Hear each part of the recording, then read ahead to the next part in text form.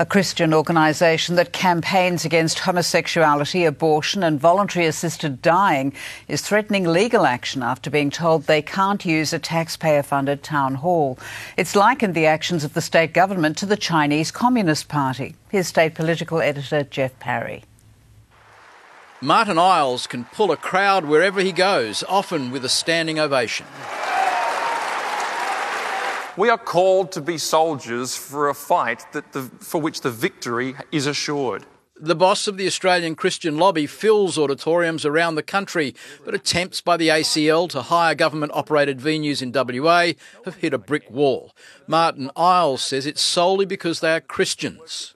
Because what happens at these events is we read the Bible and we talk about the Bible, and they have said that you Christians are not welcome, and it is in the policy because you disagree. The concert hall was the first venue to refuse the group. Now the ALBANY Entertainment Centre has said no.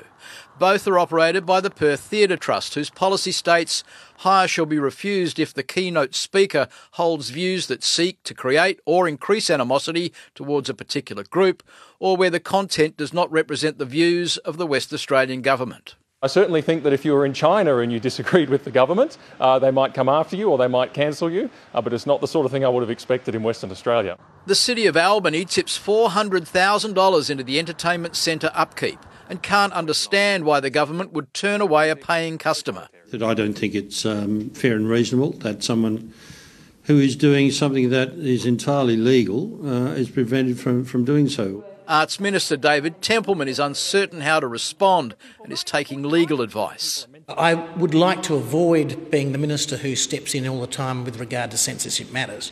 I don't think that's a role for the Minister for Culture and the Arts. A Bunbury-based LGBTQI group says the ACL is a hate group. Very anti-LGBT, very anti-transgender, pro-conversion therapy. The Australian Christian lobby is no pushover when it comes to push and shove.